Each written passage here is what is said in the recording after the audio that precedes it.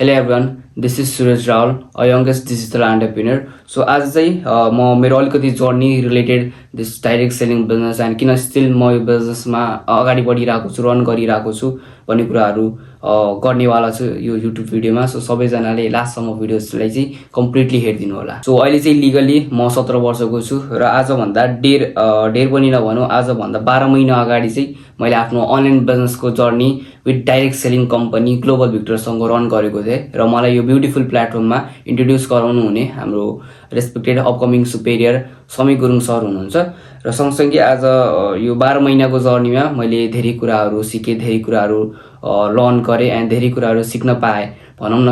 र मलाई थाहा थिएन म यतिको चेन्ज हुन्छु भनेर. स्टार्टिङमा केबाट स्टार्ट गरेको थिएँ, आज धेरै नभए पनि अलिकति आफूमा ग्रोथ र अलिकति मैले आफूमा चेन्जेसहरू चाहिँ पोजिटिभ चेन्जेसहरू चाहिँ ल्याएको छु due to this platform. Currently चाहिँ म अहिले क्लास 12 मा पढिरहेको छु र सँगसँगै एजुकेसन र बिजनेसलाई सँगसँगै अगाडि बढाउँदाखेरि अलिकति गाह्रो नै हुन्छ र जो स्टुडेन्ट हुनुहुन्छ जसले राम्रोसँग बिजनेस गरिरहनु भइरहेछ, I really respect all of you guys है, किनभने मैले यो फेस गरेको छु. स्टडी सँगसँगै बिजनेसलाई अगाडि बढाउन अलिकति गाह्रो नै हुन्छ. म सँगसँगै मेरो टिममा पनि आज म्याक्सिमम क्लास 12 को स्टुडेन्ट हुनुहुन्छ र चाँडै नै अबको 1.5 महिनापछि बोर्ड इक्जाम पनि आइरहेको छ. सो त्यही भएर लट्स अफ पिपलहरू लट्स अफ टिमहरू चाहिँ अहिले बोर्ड इक्जामको प्रिपरेसनमा हुन्छ, जसले स्लाइडली भए पनि बिजनेसमा अलिकति डाउनफल चाहिँ आएको छैन म भन्दैन होइन.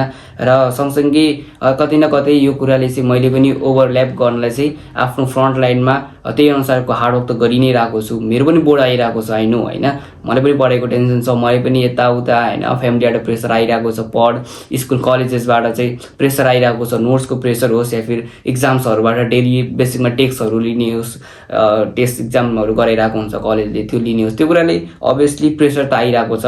र सँगसँगै मैले आज बिजनेसलाई पनि अगाडि चाहिँ बढिरहेको छु. मैले यो कुरा यहाँनिर चाहिँ अब म्याक्सिमम पर्सनहरूले चाहिँ क्विट गरिरहेको हुन्छ, बिजनेस सर्ट टर्मलाई चाहिँ क्विट गरिरहेको हुन्छ र सर्ट टाइममा क्विट गरिसकेपछि चाहिँ त्यो पिपलले बिजनेसलाई चाहिँ पहिला जसरी नै अगाडि बढाउन चाहिँ सकिरहेको हुँदैन क्या. र यो कुरा चाहिँ मलाई थाहा छ, एकचोटि मोमेन्टम बिग्रिहाल्यो र यो कुरा चाहिँ मलाई राम्रोसँग थाहा छ कि एकचोटि मोमेन्टम ब्रेक भइहाल्यो भने त्यो मोमेन्टमलाई फेरि फर्काएर बिजनेसमा ग्रोथ गर्न अभियसली गाह्रो नै हुन्छ. र त्यही भएर म्याक्सिमम पर्सनले फेरि रिस्टार्ट गर्दाखेरि पनि उहाँले नसकेर बिजनेसै क्विट गरिरहेको हुन्छ क्या. र अभियसली बिजनेस हो, नेगेटिभिटी डिमोटिभेसन आइ नै हाल्छ र मलाई पनि एकदमै नेगेटिभिटी डिमोटिभेसनहरू आइरहेको छ. बिजनेसप्रति नेगेटिभको कुरा होस्, म्याक्सिमम मान्छेले के भन्छ, बिजनेस भन्ने बित्तिकै यो बिजनेस भन्ने बित्तिकै मान्छे जोड्ने, यहाँ त्यहाँ टपको मान्छेले कमाउँछ, लिडरले कमाउँछ, यहाँ त्यहाँ भनिरहेको हुन्छ. यो काइन्ड अफ नेगेटिभको पार्ट भइ नै हाल्यो. कहिलेकाहीँ आफ्नो बिजनेस नभइरहेको बेला, आफ्नो ग्रोथ नभइरहेको बेला यो कुरा पनि आफूले सोचिरहेको हुन्छ र यो कुराले पनि नेगेटिभिटी या फिर डिमोटिभेसन भइरहेको हुन्छ. तपाईँ कस्तो मेरो ठाउँमा बस्नु, तपाईँ रुनुहुन्छ क्या. र म किन रुइरहेको छैन भनेदेखि भगवान्ले पनि के भन्छ भनेदेखि तपाईँ बिजनेस गरिरहनु भइरहेछ, तपाईँले सक्सेसफुल बन्नु छ भनेदेखि 1 वर्ष 2 वर्ष 3 वर्ष म तिमीलाई टेस्ट गर्छु, तिमीले मेरो टेस्टमा पास भयो भने म तिमीलाई यति सक्सेसफुल बनाउँछु भने भगवान्ले भन्छ क्या. त्यही भएर यो फर्स्टको फेजमा चाहिँ तपाईँले अभियसली क्विट चाहिँ गर्नु भएन, बिस्तारै भए पनि हार्डवर्क र स्ट्रगल गर्दै चाहिँ अगाडि बढ्नु पर्यो क्या. सो अब बुझौँ why still I am in this business. मैले यो बिजनेस किन गरिरहेको छु? के मसँग अरू चान्स छैन? के मसँग अरू करियर अपर्च्युनिटी छैन? यस, मसँग अरू करियर अपर्च्युनिटी पनि छ. मेरो त्यो चाहिँ भर्खरै 1 वर्ष भयो विदेश गएको, अस्ट्रेलिया गएको होइन. र सँगसँगै म क्लास 11 सम्म स्टडीमा राम्रो पढ्ने बच्चा हो, स्टडीमा अलिकति राम्रै नै थिएँ म होइन, राम्रै मार्क्सहरू पनि आइरहेको थियो र मेरो पनि त्यस्तो विदेश जाने त सोच त थिएन होइन. दिदी गइसक्नु भएको त्यस्तो जाउँ भन्ने सोचिरहेको थिएन, तर अहिले फ्यामिलीबाट प्रेसर त आइरहेछ विदेश जा भनेर. त्यहाँ नजान सक्ने पनि होइन क्या. अहिले पनि 1.5 महिना छ, राम्रोसँग पढेर म एक खेत A+ ल्याउन सक्छु क्या. पढिसकेपछि मैले आइएल्स पिटी गरेर राम्रो रिजल्ट ल्याएर विदेश जान सक्छु. किन चाहिँ त्यो करियर अप्सनले मैले आफ्नो माइन्डमा नल्याइकन यही बिजनेसलाई अगाडि बढाइरहेको छु त हो. स्टार्टिङमा तपाईँले बिजनेस गर्न गाह्रो होला, स्टार्टिङमा तपाईँको ग्रोथ नहोला, तर आई स्वेयर तपाईँ पर्खिँदै गर्नु, तपाईँ काम गर्दै गर्नु, एउटा टाइम आउँछ कि यो बिजनेसले तपाईँलाई यति दिन्छ पैसा, त तपाईँले यो बिजनेसबाट यति कमाउनुहुन्छ नि. नेम फ्रेम टिम बिजनेस टिमले त्यही अनुसार तपाईँले गाइड गर्न सक्नुहुन्छ. तपाईँमा लिडरसिपको क्वालिटी त्यही अनुसारको डेभलप हुन्छ. You will be the future leader क्या यो बिजनेसबाट चाहिँ. एन्ड बेसिकली अहिलेको यो फेजमा चाहिँ मैले साँच्चै भन्नुपर्दाखेरि बिजनेस ग्रोथ गर्न एकदमै गाह्रो परिरहेको छ होइन. धेरै प्रेसरहरू चाहिँ ममा आइरहेको छ, तर त्यो कुराले अझै पनि मैले कन्ट्रोल गरेर बिजनेसलाई फोकस गरिरहेको छु भनेदेखि मेरो एउटा लङ टर्म भिजन, एउटा लङ टर्म गोल्स छ, त्यो कुरालाई चाहिँ म फुलफिल गर्न चाहन्छु. फाइनेन्सियल रिलेटेड कुरा होस् या फिर सँगसँगै आफ्नो फ्यामिली अगाडि बढाउने कुरा होस्, आफूमा डेभलपमेन्टको कुरा होस्, आफ्नो टिम टिमको डेभलपमेन्टको कुरा हो, नट ओन्ली मलाई मात्रै कमाउनु छैन।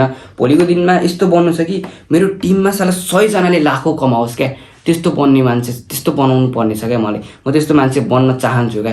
त्यो मात्रै नभइकन आफ्नो ब्लड लाइनकै इम्पावरमै यस्तो मान्छे बन्नु छ नि साला 4 जनाले होइन 40 लाख जनाले हेरोस् क्या। हो आज एज सानो छ तर यही माइन्डसेट लिएर नि म अगाडि बढिरहेको छु क्या। भलै मान्छेले मलाई यो भन्योस् त्यो भन्योस् होइन, स्टार्टिङ फेजमा 17-16 वर्षको हुँदाखेरि 25-30 वर्षको मान्छेले आएर पनि मैले यो बिजनेस स्क्याम हो, फेक हो भन्दाखेरि पनि त्यतिखेर म नअड्किकन आफ्नै ठाउँमा अडेर बसिरहेको मान्छे हो क्या। र आज पनि नेगेटिभिटी आउँछ भनेदेखि त्यसलाई मैले मजाले फेस गर्न सक्छु, त्यसलाई मैले मजाले कन्ट्रोल गर्न सक्छु। यो पार्ट अफ द जर्नी हो, यो आइ नै हाल्छ। सो तपाईँ पनि एउटा स्ट्रङ ड्रिम छ, एउटा भिजन छ, एको related global victors related direct selling industry जुन इन्डस्ट्रीबाट हुनुहुन्छ, जुन बिजनेसबाट हुनुहुन्छ, जे काम गरिरहनु भइरहेछ त्यो काममा कन्स्ट्यान्ट वेमा फोकस गरेर अगाडि बढ्नुहोस्। अभियसली तपाईँको पनि एक दिन ग्रोथ आउनेवाला छ। ग्रोथ यस्तो आउनेवाला छ कि तपाईँले त्यो ग्रोथले धान्न सक्नुहुन्न कि त्यस्तो ग्रोथ आउनेवाला छ। Big constant focus on your work guys. And thank you guys for still watching this video. First YouTube video के भने कसो भने मलाई पनि त्यस्तो केही थाहा छैन।